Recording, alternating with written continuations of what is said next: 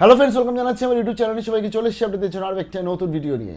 আজকে গুরু পূর্ণিমা ছিল এবং আজকে গুরু পূর্ণিমাতে রাজ্যের মুখ্যমন্ত্রী শুভেন্দু অধিকারী তিনি আজকের অনেক কড়া বক্তব্য রেখেছেন পড়াশোনা নিয়ে। সেটা স্কুল হতে পারে, কলেজ হতে পারে, ইউনিভার্সিটিস হতে পারে, স্কলারশিপ হতে পারে, এবং অনেক কটা তিনি নতুন নতুন প্রকল্প সম্বন্ধে বলেছেন। এবং তার সাথে আমাদের যে জব অর্থাৎ চাকরি অর্থাৎ যুব শক্তি দরকার নেই, বাট চাকরি দরকার, যেটা প্রত্যেকটা যুবরা বর্তমানে বলেছে। অর্থাৎ যেখানে আজকে রাজ্য সরকারের একটা 2.5-3 মাস ধরতে গেলে বয়স হতে যায় এবং তার পরবর্তীতে এখনও অবধি নোটিফিকেশন আসছে না কেন, এই নিয়ে যেহেতু চারদিক থেকে প্রশ্ন আসছে, তার মধ্যে আজকে তিনি অনেক কটা বক্তব্য রেখেছে। প্রথমে আমি মুখ্যমন্ত্রীর বক্তব্যগুলো একটু শেয়ার করতে চাই এবং তিনি ঠিক কী জানিয়েছেন একটু শোনা প্রয়োজন।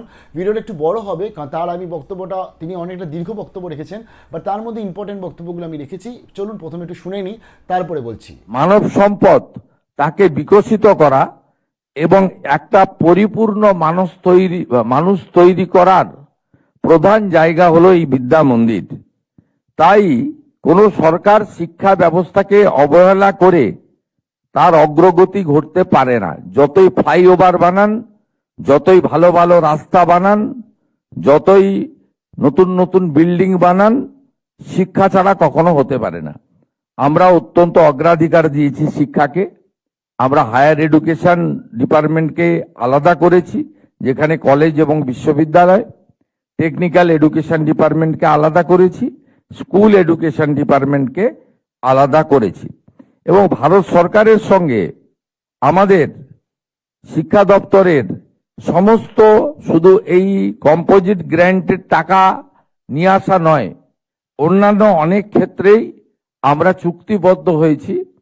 উভয় সরকার আলোচনা করেছি এবং যেহেতু শিক্ষা কনকারেন্ট লিস্টে রয়েছে, কেন্দ্র এবং রাজ্যের যৌথ দায়িত্বে, আমরা সর্বক্ষেত্রে শিক্ষা ব্যবস্থাকে ঠিক করার জন্য ব্যবস্থা নিয়েছি।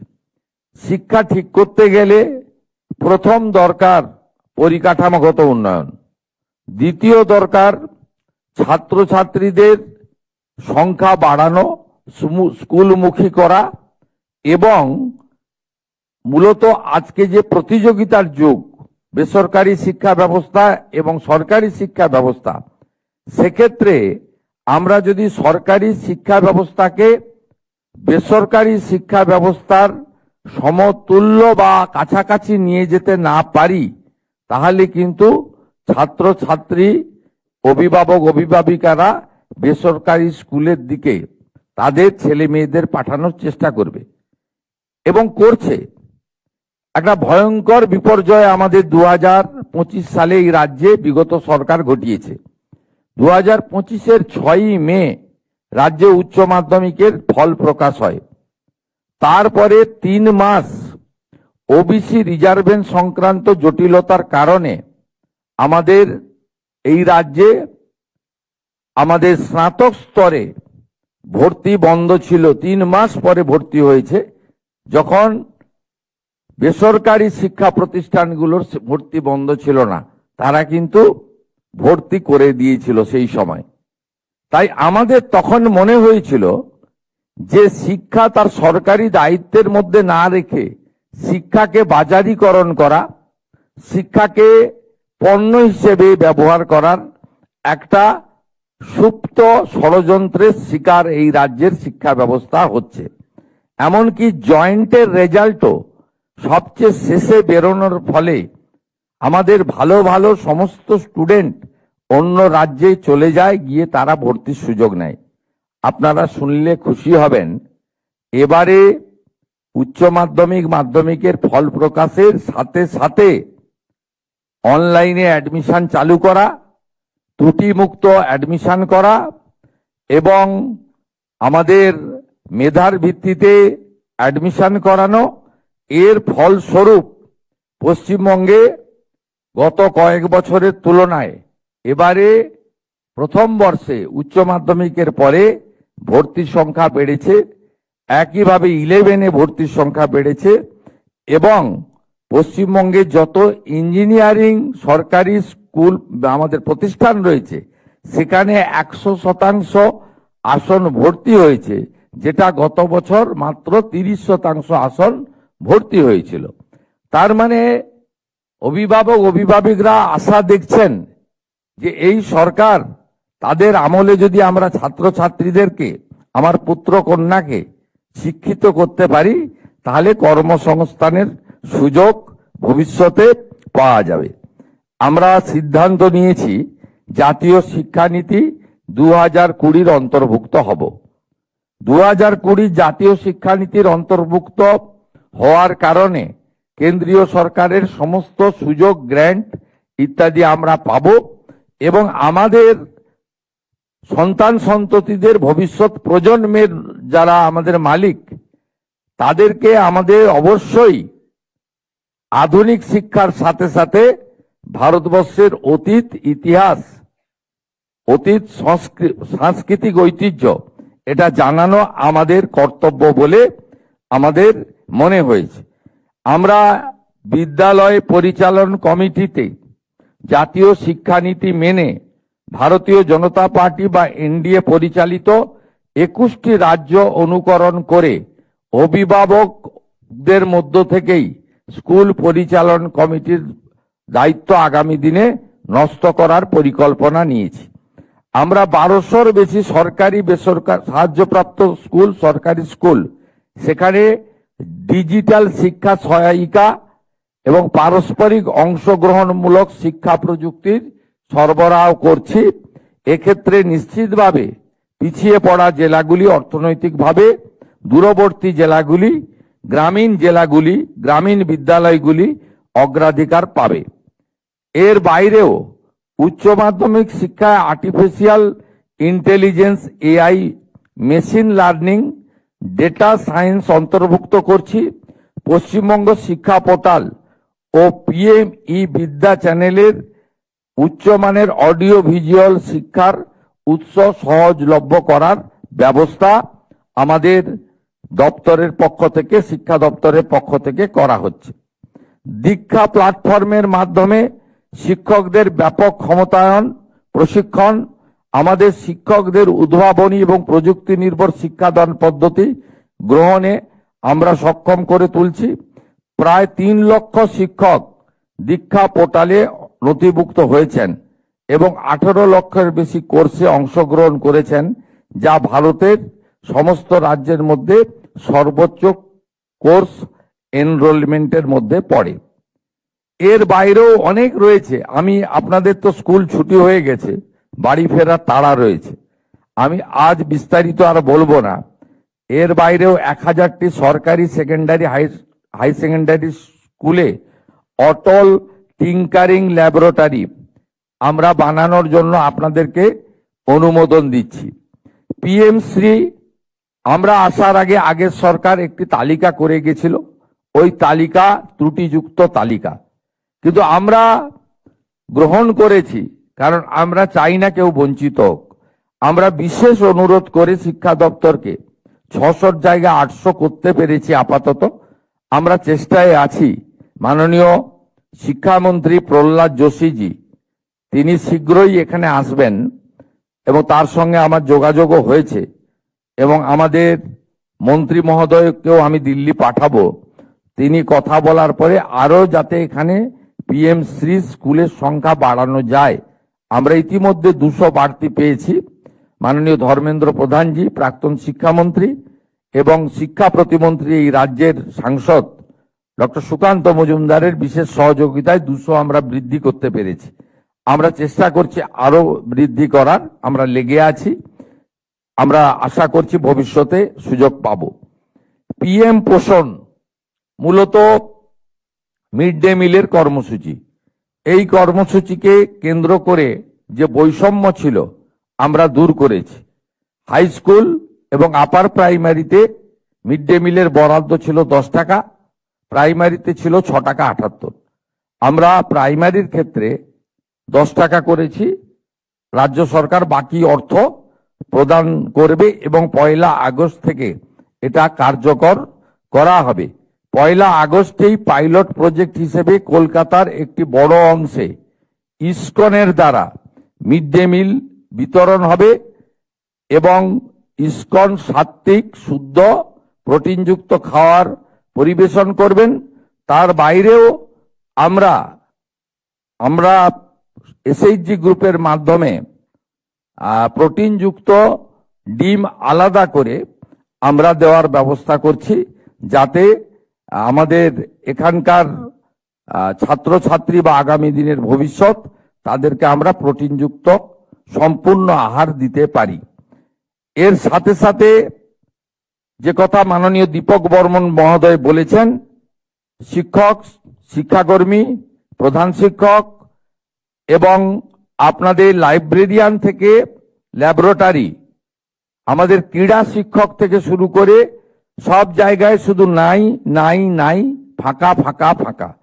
এমনিতেই বিগত দিনে শিক্ষক নিয়োগ এবং সেই সংক্রান্ত যেসব ঘটনা ঘটেছে সেই কথাগুলি আজকে গুরু পূর্ণিমার দিনে তুলে এই মহতি পবিত্র অনুষ্ঠানকে আমি অপবিত্র করতে চাই না, কিন্তু আমরা এখান থেকে বেরিয়ে এসেছি, রাজ্যের জনগণই বেরিয়ে আসতে বলেছেন।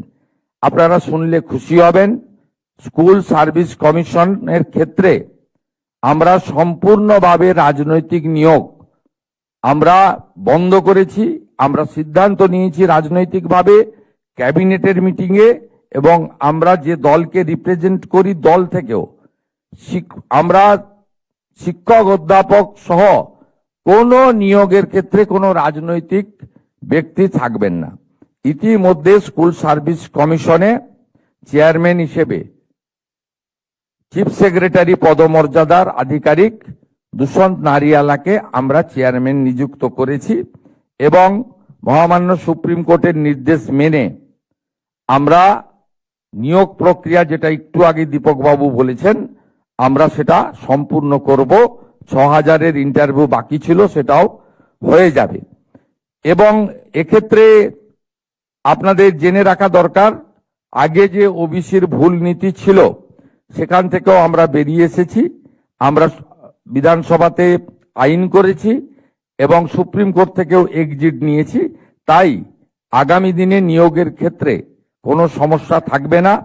আমরা বিশ্বাস করি বাজেটে মাননীয় অর্থমন্ত্রী যে ঘোষণা করেছেন, এই 12,000 শিক্ষক শিক্ষিকা নিয়োগের পরে আরো অন্তত 38,000, অর্থাৎ এই অর্থবর্ষে ধাপে ধাপে 50,000 শিক্ষক শিক্ষাকর্মী, অধ্যাপক অধ্যাপিকা অর্থাৎ শিক্ষা ক্ষেত্রে আমরা ধাপে ধাপে নিয়োগ করতে পারবো, এবং অত্যন্ত পরিচ্ছন্নতার মধ্য দিয়ে। অর্থাৎ আমাদের no teacher school, single teacher school এবং বিভিন্ন বিষয় যে শিক্ষকদের অভাব রয়েছে সেটা পূরণ করব। এর সঙ্গে আমরা কৃতজ্ঞ 42,192 জন প্যারা টিচারের প্রতি, যারা অত্যন্ত অল্প বেতনে শিক্ষকদের সমান অংশীদারিত্ব দিয়ে আমাদের কোমলমতি ছাত্রছাত্রীদের পড়াচ্ছেন। এই বাজেটে তাদের মাসিক সাম্মানিক 5,000 টাকা বৃদ্ধি করা হয়েছে, যেটা আগামী আগস্ট মাস থেকে কার্যকর হবে। আমাদের বর্তমান স্থায়ী শিক্ষকদের ক্ষেত্রেও আমাদের 7th পে কমিশন তৈরি করা হয়েছে অবসরপ্রাপ্ত আইএএস নবীন প্রকাশের নেতৃত্বে, এবং তারা দ্রুত যতটা সম্ভব তারা পে কমিশনের রিপোর্ট দাখিল করবেন। এর সাথে কেন্দ্রীয় সরকারের সঙ্গে ডি এর যে তফাৎ ছিল 42%, আমরা 20% দিতে পেরেছি। অর্থনৈতিক অবস্থা রাজ্যের ভালো নয়, ধীরে ধীরে এই গ্যাপ আমরা মেকআপ করব, এবং আমরা অর্থমন্ত্রককে বলেছি যে পুজোর মাসে ছুটি পড়ার আগে অক্টোবরের বেতনে যদি এটা যুক্ত করে দেওয়া যায়, তার প্রচেষ্টা আমরা নিয়েছি। এই বিষয়গুলো এই কারণে বললাম, শুধুমাত্র বিদ্যালয়, ছাত্রছাত্রী, শিক্ষক শিক্ষিকা নয়, সকলের মিলিত প্রচেষ্টায় বিদ্যালয় পরিচালক ব্যবস্থায় স্বচ্ছতা এনে আমরা সামগ্রিকভাবে শিক্ষা ব্যবস্থাকে একটি সুন্দর শিক্ষা ব্যবস্থায় পরিণত করতে চাই।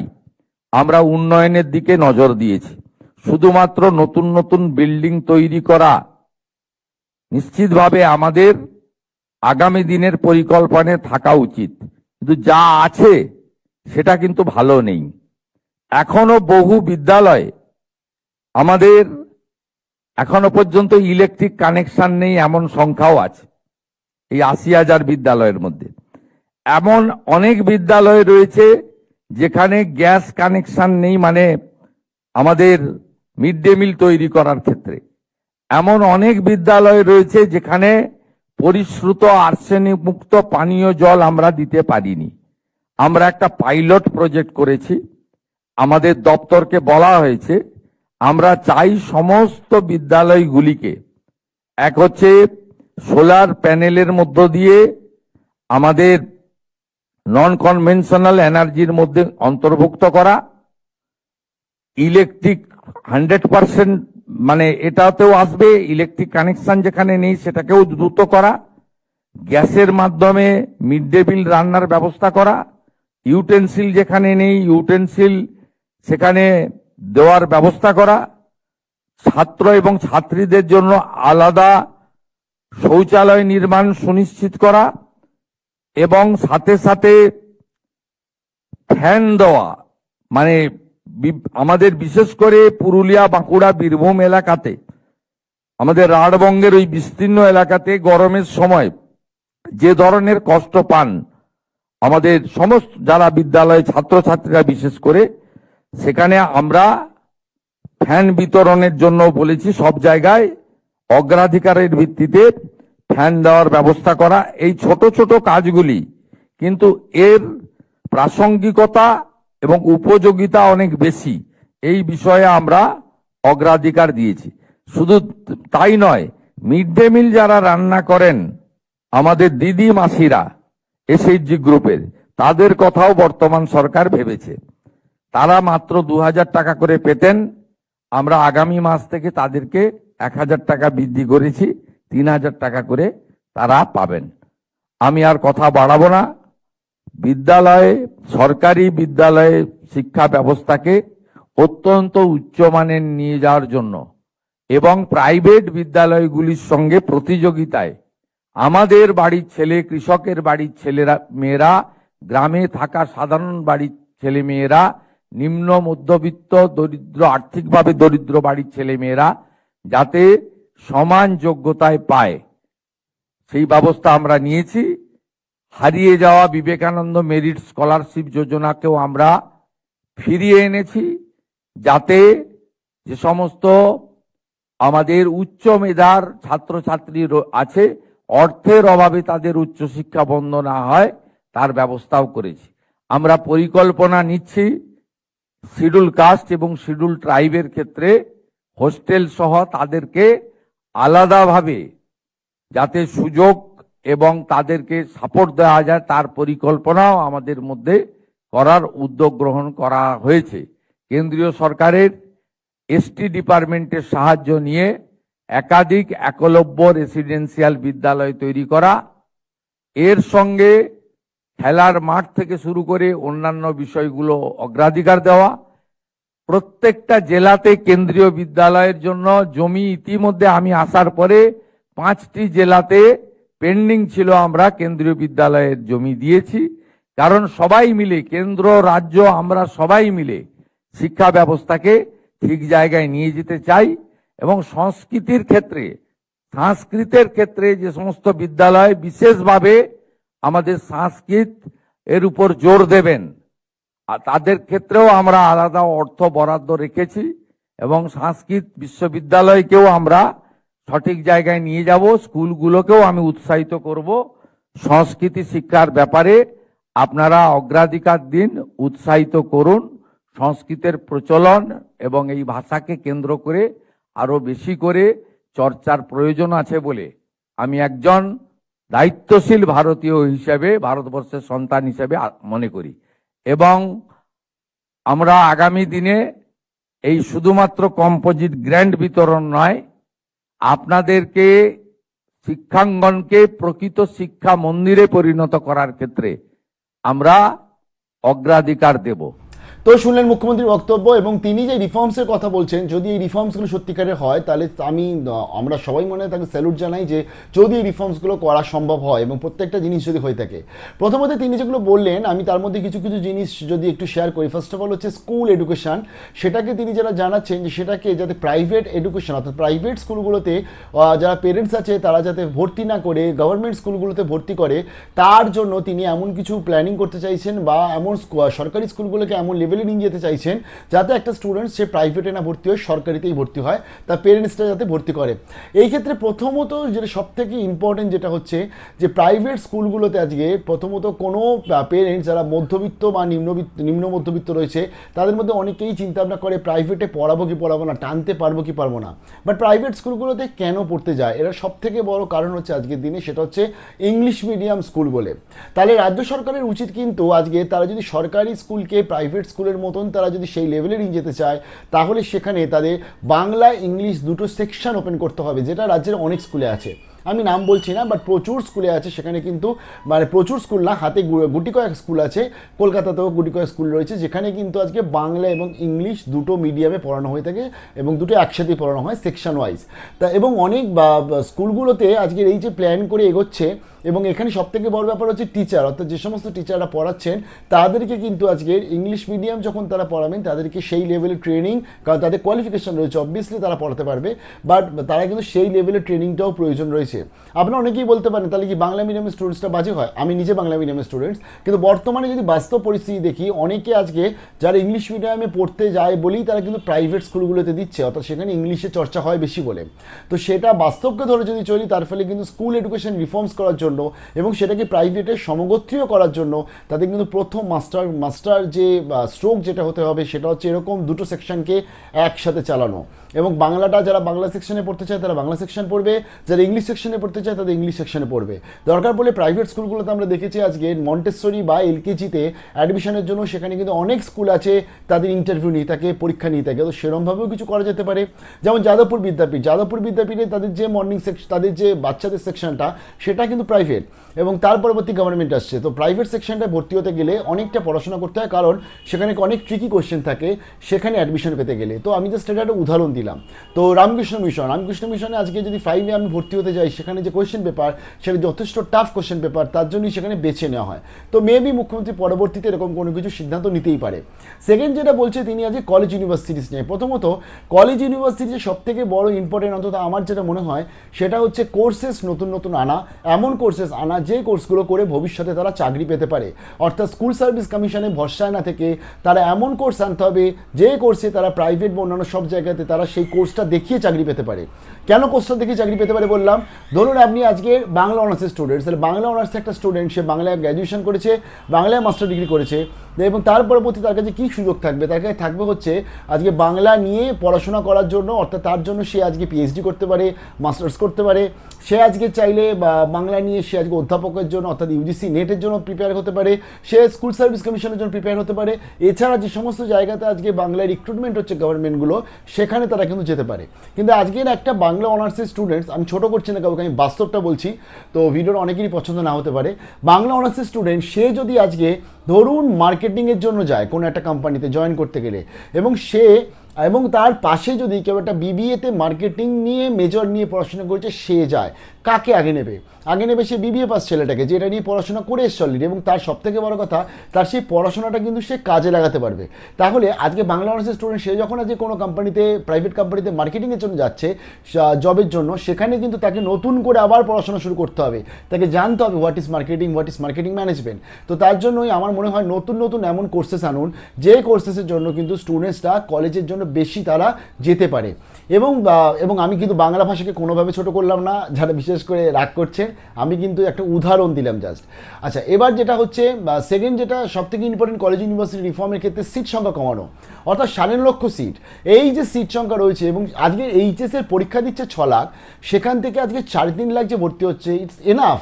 বাকি স্টুডেন্টসরা তো প্রফেশনাল কোর্সের দিকে যাবে, ট্র্যাডিশনাল কোর্সের দিকে 50%-এর ওপর যাচ্ছে, এটা ইটস এনাফ আমার মনে হয়। তাহলে এক্ষেত্রে দাঁড়িয়ে আমার এইচএসের সিট সংখ্যাই নেই, এবং মানে এইচএসের স্টুডেন্টসই অত নেই, আর আমি এদিকে আইসিএসসি বা আমি আইএসসি বা আমি সিবিএসসি ধরলাম, কত হবে 50,000 1 লাখ ধরো যুক্ত হলো, তাহলে আমার সিট সংখ্যা নেই, আর এইদিকে আমি মানে স্টুডেন্টসই নেই, আর আমার প্রচুর সিট সংখ্যা রয়েছে।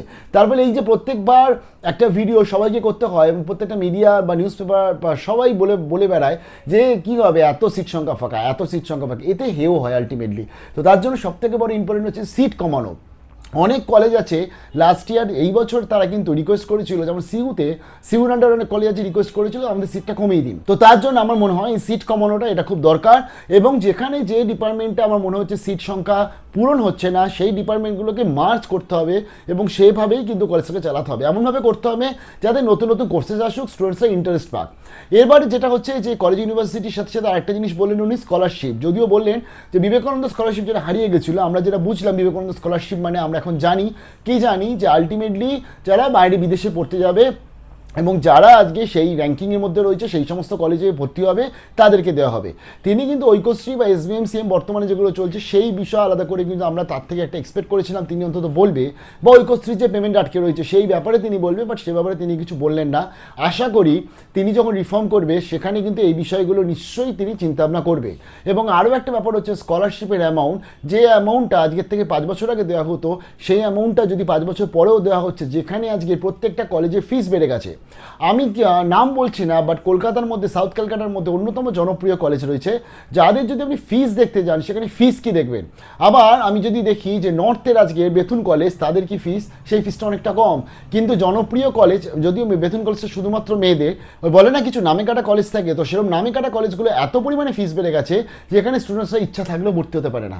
তার জন্য স্কলারশিপের অ্যামাউন্টটা বাড়ানোটাও কিন্তু খুব দরকার বর্তমানে রাজ্যে বা বর্তমানে শিক্ষার যে ফিস বা যে এডুকেশনাল স্ট্রাকচার রয়েছে সেদিকে চিন্তাভাবনা করে নিশ্চয়ই তারা সে বিষয়ে কোনো না কোনো চিন্তাভাবনা করবে।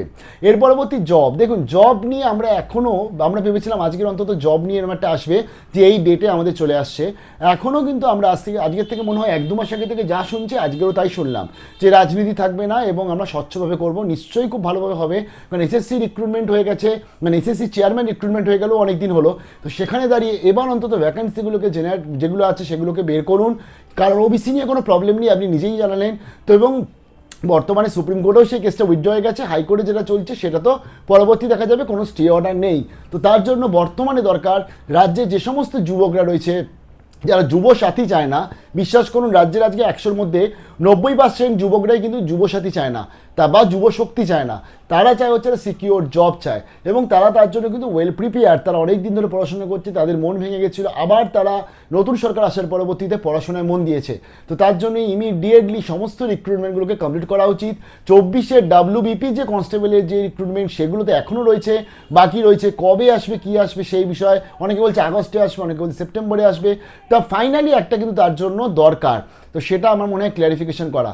অনেক বড় ভিডিও এগুলো, কি মনে হয় কমেন্ট সেকশনে জানিও। তো স্কুল কলেজ ইউনিভার্সিটি বা জবসের ক্ষেত্রে যে রিফর্মসগুলো বলছে এগুলো যদি সত্যিকারে হয়ে থাকে then I am salute you, এবং এগুলো খুব দরকার আমাদের বা এডুকেশন সিস্টেমটাকে এগিয়ে নিয়ে যাওয়ার জন্য।